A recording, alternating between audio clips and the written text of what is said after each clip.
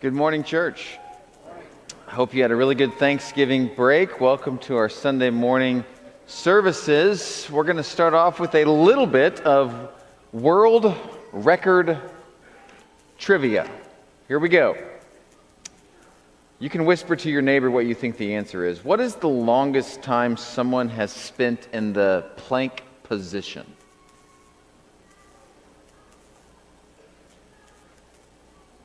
And the answer is 9 hours and 38 minutes. It's a long time. Doesn't even seem real. 9 hours. That's crazy. The longest time that someone has slept. This has actually been a hard one for scientists to pin down because it's hard to monitor this one. But most experts give it to a guy named Peter Powers. How long do you think he slept? He was a hypnotist, and apparently he slept for 8 days. It's a long time. What about the opposite? The longest time someone was awake without sleeping.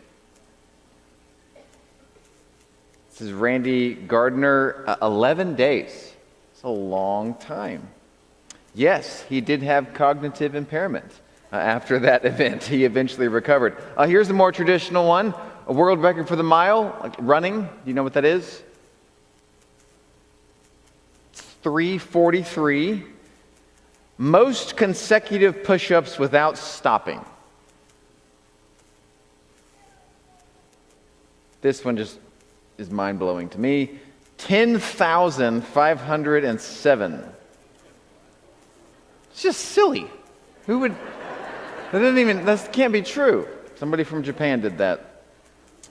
This one has held for almost 100 years. This is the last one I'll share with you. Most cups of coffee drank in one day.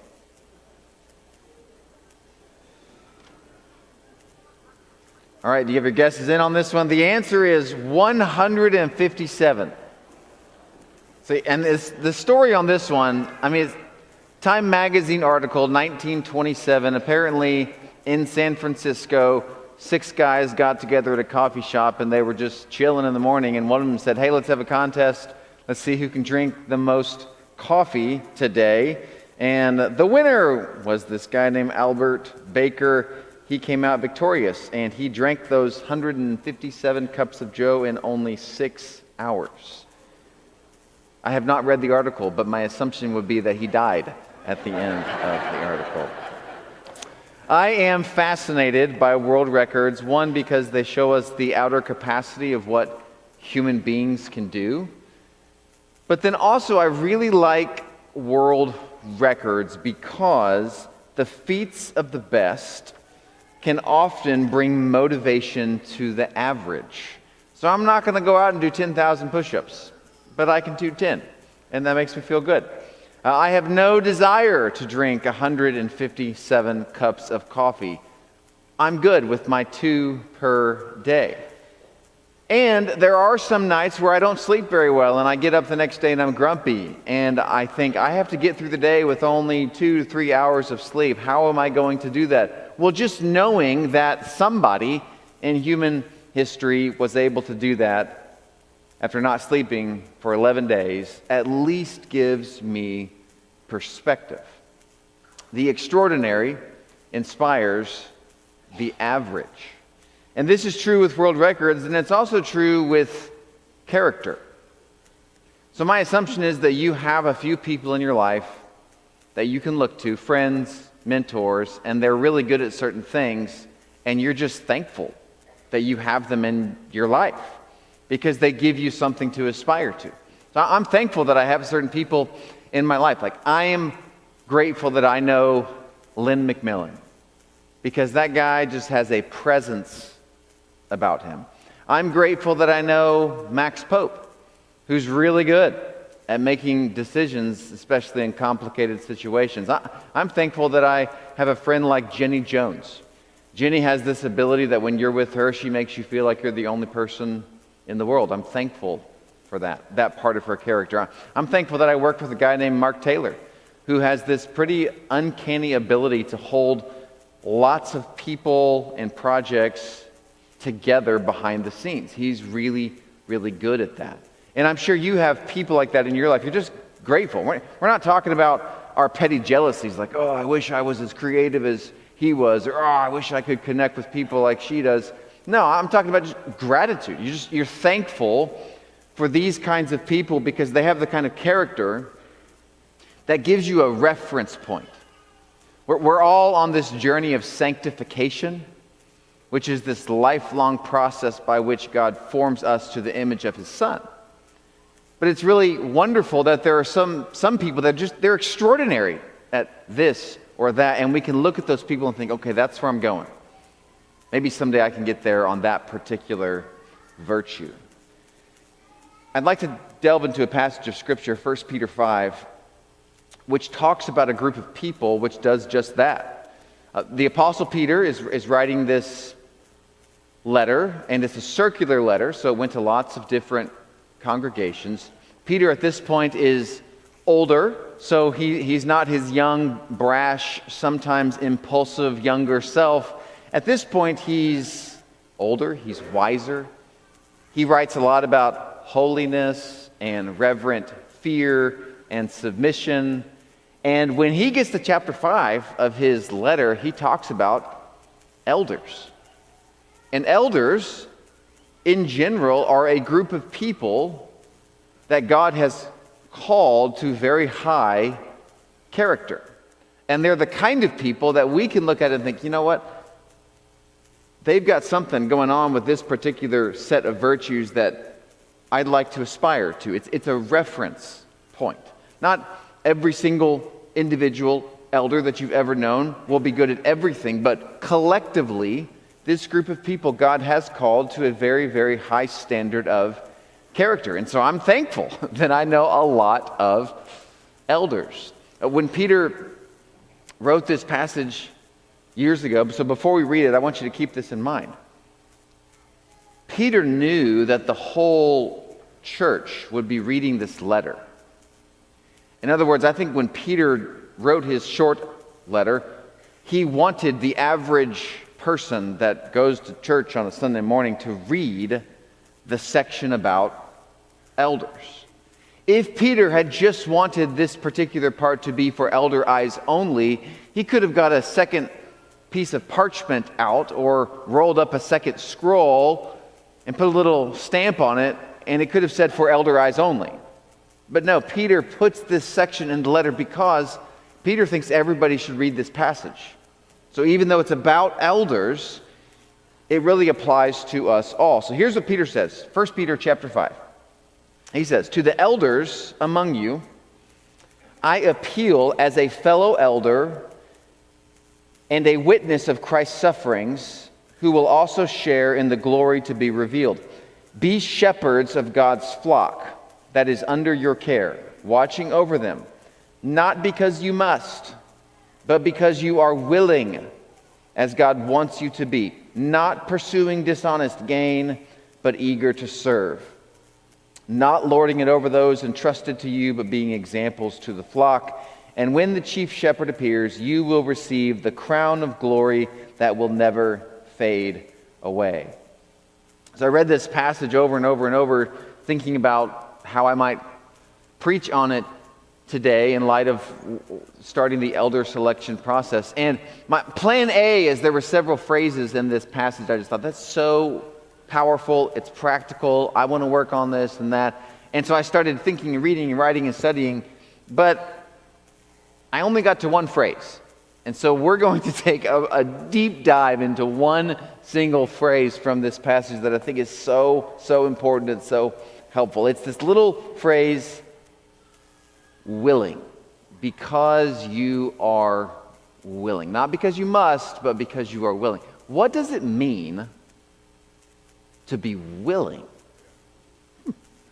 So earlier this year, one of the highlights of my year was I got to go to Brazil as part of a missionary care support team. There were 16 of us from the States that went down to Brazil to serve about 60 missionaries. And my particular job was to be the curator of all the spiritual content. And so I prepared 5 messages about discerning the voice of the Lord. I prepared all these spiritual exercises that the men in the afternoons would go out and practice. I prepared some discussion guides that they could debrief in their small groups. So all things spiritual content, that was my assignment.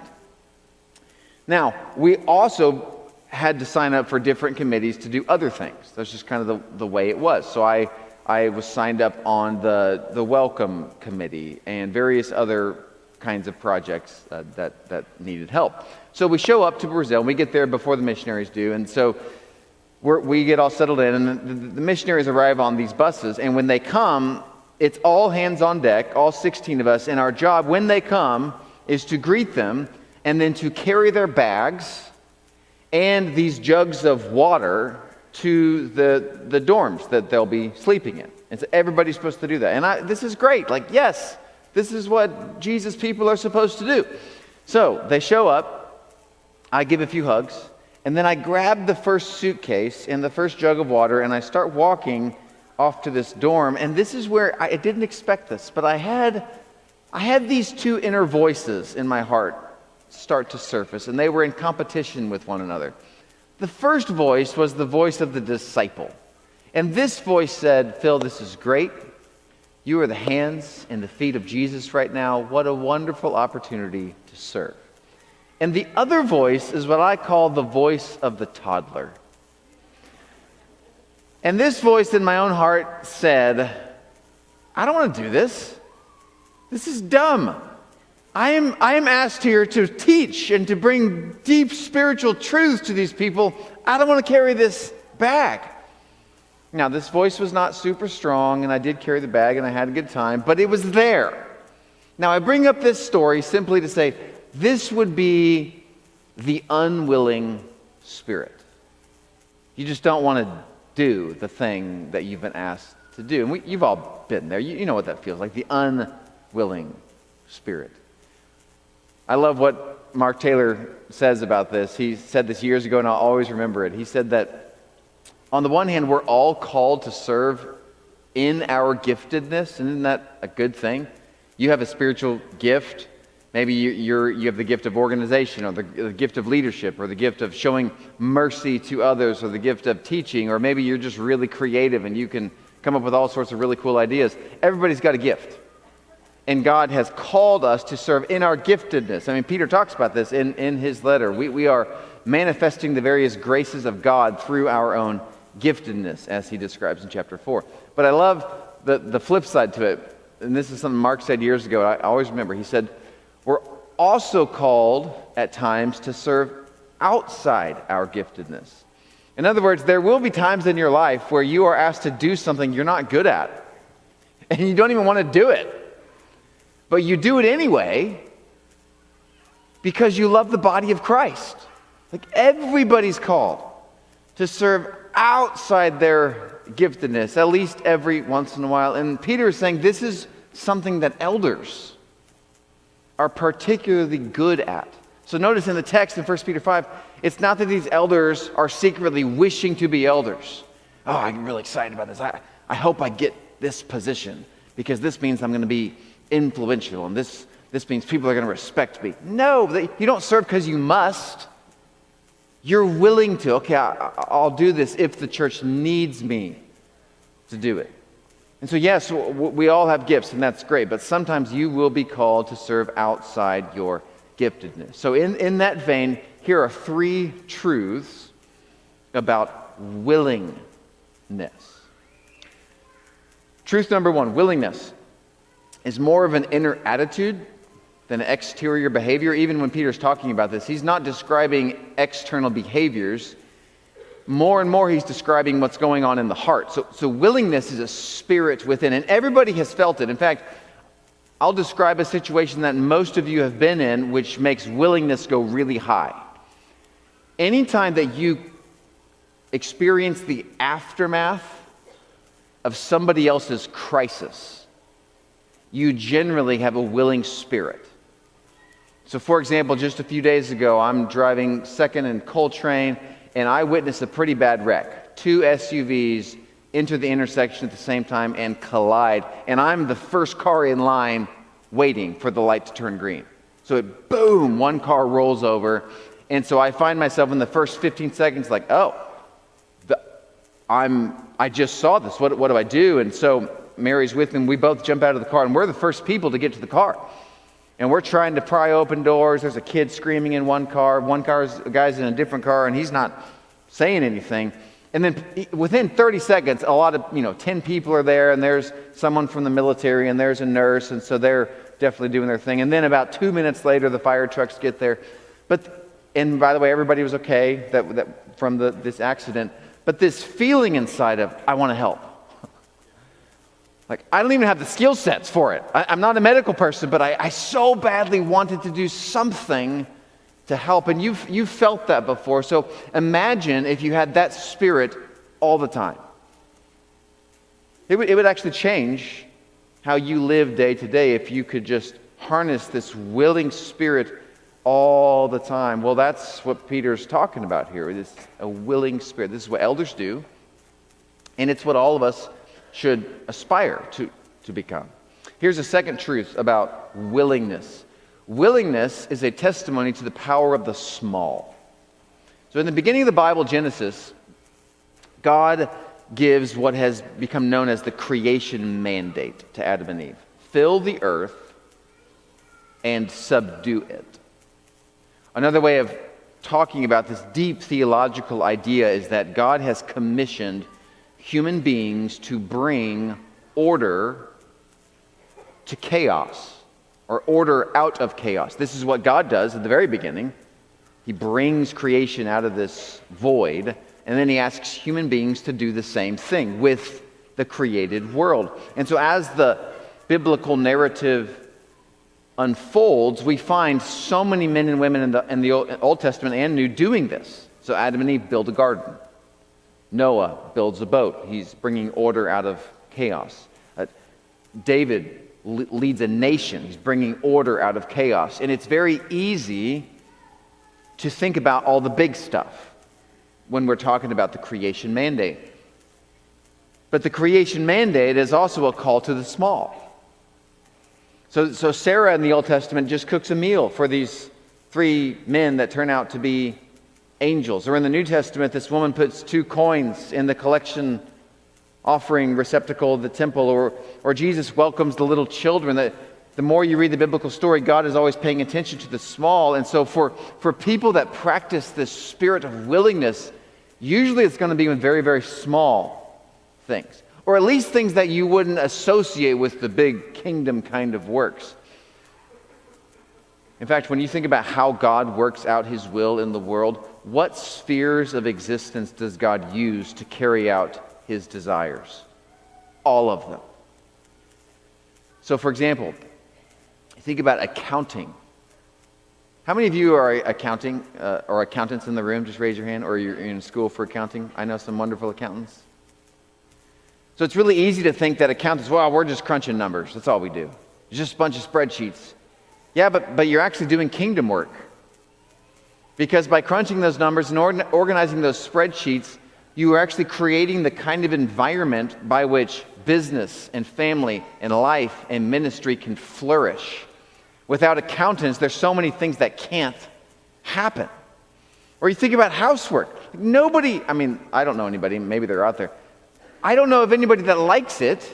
Like who likes scrubbing gross food off dishes? Like most people don't like housework, and yet when we do the dishes and when we sweep the floors and when we scrub the toilets, what we're doing is we're bringing order out of chaos, and we're allowing life and ministry to flourish. Or think about something as simple as a spouse calls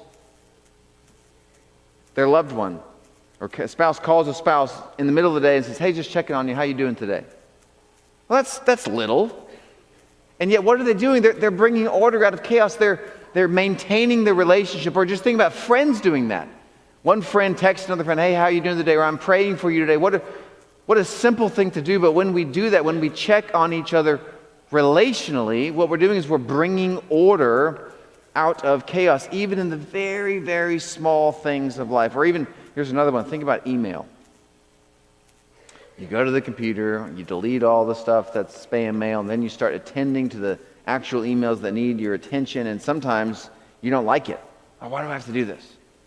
But if you think about it, communication and organization, email, those are the metaphorical highways on which the vehicles of love can operate. In other words, all of it matters. And willing people, those who have this spirit of, I'm in, I'll help, whatever I need to do, they're willing to go very, very low to the mundane things in life because they recognize it's a testimony that God can use any of it. All of it matters in the eyes of God, whether it's laundry or childcare or yard work. Any and all of it matters for the kingdom of God. And so people who have a willing spirit, they recognize the gravity and the power and the weightiness of the very, very small tasks of life. Here, look at verse 2 again from this text in 1 Peter. So again, this is right in the middle of a sentence where he's talking about these elders, but he says, not lording it over them, those who are entrusted to you, but eager to serve. You're eager, like you want to serve. And this is what elders do. They do it with a smile on their face. Not just the big things that get all the glory, but it's the small things that they do. Now, some of you, I'm preaching to the choir here because you're really, really good at this. You're my models of people who like to serve, and you're always willing, and you're so good at this. So some of you, you're good at this. You don't really need this particular sermon. Others of you on the outside will help here and there, but on the inside, you really wrestle with the voice of the toddler. I don't want to do that, or I'm too good for that. So if you struggle with this one, I want to give you two very, very tangible exercises that you can do. So here's the first one. I want you to imagine that you are about to undertake the task that you hate.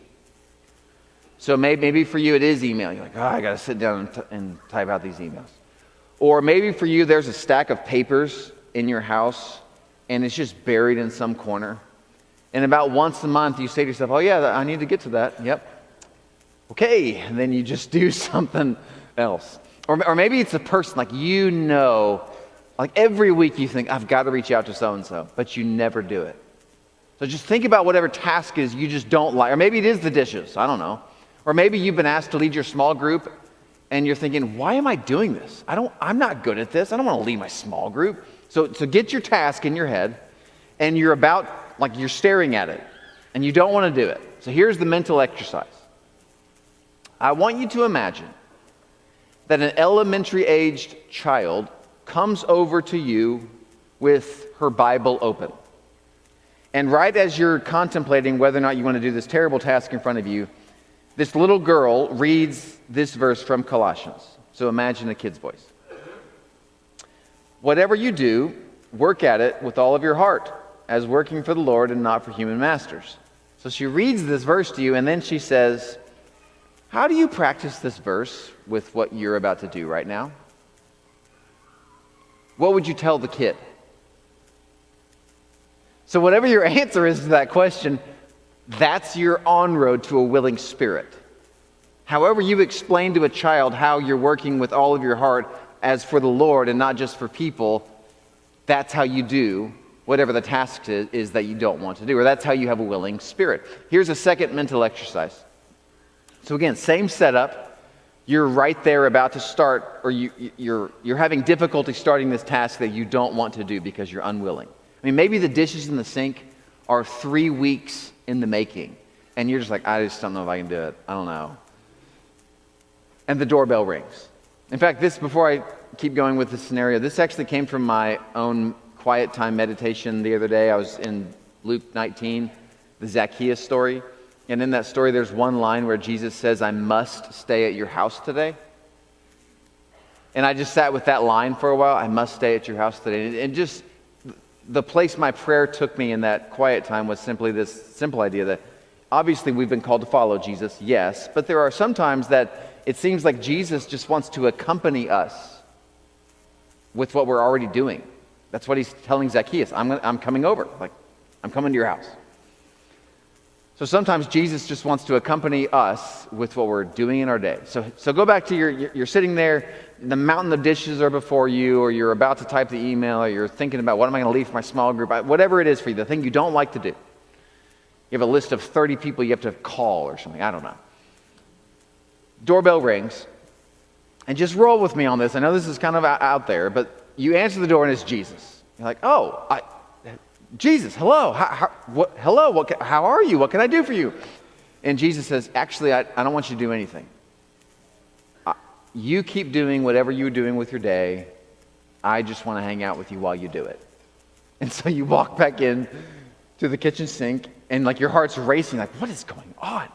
But the question becomes, how then would you do your task differently if Jesus was just accompanying you while you did it? I mean, wouldn't it'd be radically different. You wouldn't have this unwilling spirit. You wouldn't have the voice of a toddler. You wouldn't have a bad attitude. You would do the task as if you were doing it for the Lord. That's the willing spirit. And again, this is what elders do really, really well. They're happy to serve. They don't have to, but they're so willing to serve. In fact, going back to this Brazil scenario, so I carried all these bags, and honestly, it actually was really fun. The voice of the toddler didn't last long for me. I bring it up because I think we can all relate to it, but I had a blast carrying bags with these missionaries. And part of the reason it became so fun is because I was in a culture of willingness. So the guy that runs this event is named Scott Reynolds. He's an elder. He's actually an elder at the Shawnee Trail Church of Christ, where Seth McDowell preaches, who many years ago worked at this church. But Scott, like many of our own elders, has this willing spirit. Yeah, I'm here to help. We can all help. And then you take people from our church, like Brent Nichols was there. Ron Freitas was there. And these guys, they have a willing spirit. And so when everybody is serving together, you create this culture of willingness, and then everybody has joy. And here's the third truth about willingness. A willing spirit actually leads to a contented heart. And so if you wrestle with envy or jealousy, or you just don't feel content very often, try a willing spirit. If you're serving, if you're looking for ways to help, you're probably going to feel pretty content. That's just the way that it works. And one of the really cool things about this week for me is that as I was journaling and reflecting on it towards the end, it dawned on me that teaching my lessons and carrying these bags were the same thing. Or at least they derived from the same substance. There is no hierarchy with the fruit of the Spirit. They all come from the heart of God. And so at the end of this week, one of the really cool traditions they have is that right before the missionaries get back on the bus to go back home, they're in this room, and we stand in a circle, and they're allowed to give their testimonies. And so one by one, a lot of them stand up, and they just have these amazing stories. But it's incredible. You know the number one thing mentioned by these missionaries about what was meaningful to them? It wasn't the lessons. Men would stand up, tears streaming down their cheeks, and talk about how powerful it was that somebody carried their bag to their room. And these are men in their 30s and 40s and 50s. It's not like they're not strong enough. It's not like they're incapable. It's just they're weary and tired and underpaid, and just they have a hard life and a hard job. And so when someone came in and said, I'll carry your bag, it made them feel seen, and it made them feel loved by God. Isn't that cool? And all it took is just a few people with a willing spirit. So, wrapping up, two reasons I'm giving this talk. Reason number one is this. We are starting this elder selection process today, and the first step in that is you submitting names. And it's so easy to think, well, I don't really know anybody, or I've only been here a year, or I've been here a long time, but boy, I really only know the 12 to 15 people in my little groups. I don't know who's in this church. If everybody has that mindset, then nobody submits names. The reality is you do know people that have a willing spirit, willing heart. That would be great elders. So engage the process. Like, it's really helpful for you to submit these names. I'm telling you, I've been here a long time, and I've sat through a lot of these elder selection processes. We read the names you submit. So please, I really encourage you to pray about who are the men that you think would fill this role in our church family. The second reason I'm preaching this sermon is about your life, or it's because of your life, and it's because of my life. All of us have room to grow in this particular area. And so the question I want to leave you with is, where do you need to be more, or where do you need to have more will to be willing? Where do you need more will to be willing? Like some of you are very willing in one area of your life, but there's some area of your life you are not willing. So what would that area be? And so my encouragement to you is, like when you come face to face with this really hard task that you don't want to do, like, I don't want to do this.